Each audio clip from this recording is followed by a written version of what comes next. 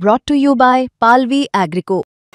पालवी ॲग्रिको, भारताचा पहिला AI तंत्रज्ञानावर आधारित B2B आणि B2C ई-कॉमर्स प्लॅटफॉर्म. शेतीसाठी जे काही लागणार थेट तुमच्या बांधावर पोहोचणार, मोबाईलच्या एका क्लिकवर. मुंबईत सध्या अगदी वादळी स्वरूपाचे, तुफान स्वरूपाचे वारे वाहताना दिसतात. गेल्या काही दिवसांपासून एक चक्रीवादळ महाराष्ट्राच्या दिशेने सरकतंय अशा प्रकारच्या बातम्या तुम्ही पाहिल्या असतील आणि ह्या चक्रीवादळाचा वेग आत्ताच्या घडीला वाढलेला आहे. गेल्या काही दिवसांमध्ये जेव्हा कमी दाबाचं क्षेत्र तयार झालं आणि त्याचं रूपांतरण चक्रीवादळामध्ये झालं तेव्हा या चक्रीवादळाची तीव्रता कमी होती, पण आता जवळपास 120 किलोमीटर प्रति तास वेगाने हे जे चक्रीवादळ आहे ते पुढे सरकताना दिसतंय. जमिनीच्या दिशेने हे चक्रीवादळ अतिशय वेगाने सरकताना दिसतंय. त्याचाच परिणाम म्हणून आता मुंबईत अतिशय वादळी तुफान स्वरूपाचे वारे वाहत आहेत. मुंबईतच नाही तर महाराष्ट्रातल्या अनेक भागांमध्ये सध्या असंच वातावरण आहे. बऱ्याच ठिकाणी तर अगदी मुसळधार स्वरूपाचा पाऊस सुद्धा पडतोय. या संदर्भात गेल्या काही दिवसांपासून हवामान खात्याकडून इशारे दिले जात आहेत. मासेमारी करणाऱ्या लोकांना याचबरोबर शेतकऱ्यांना सुद्धा सतर्क राहण्याचं आवाहन केलं जात आहे. त्याप्रमाणे हवामान खात्याकडून आता अलर्ट सुद्धा अनेक भागांमध्ये वर्तवण्यात आलेले आहे. या चक्रीवादळाची नेमकी काय स्थिती आहे ते सुद्धा मी तुम्हाला या व्हिडिओच्या माध्यमातून सांगणार आहे. या चक्रीवादळाला मोन्था असं नाव देण्यात आलेलं आहे आणि मोन्था चक्रीवादळ मछलीपट्टणम जे आंध्र प्रदेशमध्ये आहे, मछलीपट्टणम पासून 190 किलोमीटर दक्षिण पूर्व दिशेने, काकीनाडा पासून 270 किलोमीटर दक्षिण पूर्व दिशेने तीव्र झालेला आहे. 28 ऑक्टोबर रोजी म्हणजे आज मध्य पूर्व दिशेने मछलीपट्टणम आणि कलिंगपट्टणम ते काकीनाडा दरम्यान आंध्र प्रदेश किनारपट्टी ओलांडून उत्तर पश्चिम दिशेने हे चक्रीवादळ जे आहे ते सरकण्याची शक्यता आहे.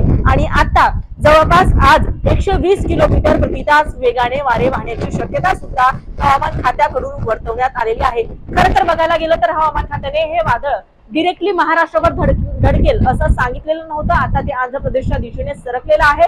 ओडिसा राज्यावर सुद्धा चक्रीवादळाचा परिणाम होऊ शकतो असं सुद्धा हवामान खात्याने म्हटलेलं आहे.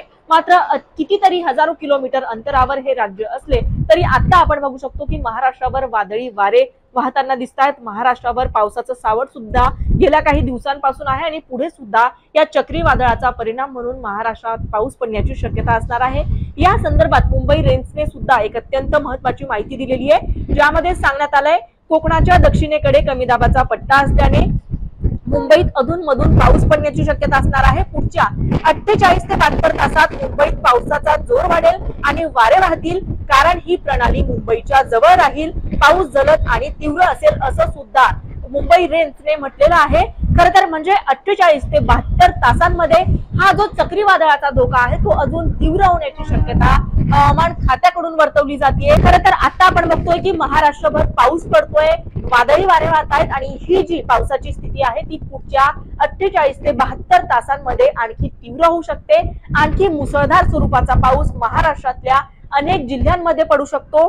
खास करून कोकण किनारपट्टीचा जो भाग आहे, मराठवाडा असेल, विदर्भ असेल, या पट्ट्यांमध्ये सुद्धा पाऊस पडण्याची शक्यता हवामान खात्याने वर्तवलेली आहे. या संदर्भातली अत्यंत महत्त्वाची माहिती हवामान खात्याने म्हणजे इंडियन मेटिओरॉलॉजिकल डिपार्टमेंटने सुद्धा दिली आहे. असं सांगण्यात आलंय हवामान खात्याकडून की दक्षिण कोकण, गोवा, दक्षिण मध्य महाराष्ट्र आणि मराठवाडा या जिल्ह्यांमध्ये काही ठिकाणी विजांच्या कडकडाटासह वादळे, मुसळधार पाऊस आणि 40 ते 50 किलोमीटर प्रति तास वेगाने वारे वाहण्याची सुद्धा शक्यता आहे. स्पेसिफिक कुठे कुठे या वादळाचा परिणाम होणार आहे तर कोकण असेल, गोवा असेल, दक्षिण कोकणला लागून असलेले जे जिल्हे आहेत म्हणजे कोल्हापूर असेल, कोल्हापुराचा घाटाचा परिसर असेल, दक्षिण मध्य महाराष्ट्र आणि मराठवाड्यातल्या सुद्धा काही जिल्ह्यांमध्ये याचा फटका बसू शकतो, परिणाम होऊ शकतो असं हवामान खात्याने म्हटलेलं आहे. ह्या सगळ्याचा अंदाज घेत पुढचे काही दिवस हवामान खात्याकडून अलर्ट सुद्धा वर्तवण्यात आलेली आहे. त्यानुसार आज महाराष्ट्रातल्या जवळपास सगळ्या जिल्ह्यांमध्ये पाऊस पडण्याची शक्यता हवामान खात्याकडून वर्तवण्यात आलेली आहे. काही जिल्हे म्हणजे सोलापूर आणि सांगली हे 2 जिल्हे जर सोडले तर उर्वरित सगळ्या महाराष्ट्रात अक्षरशः पावसाचा कहर असू शकतो.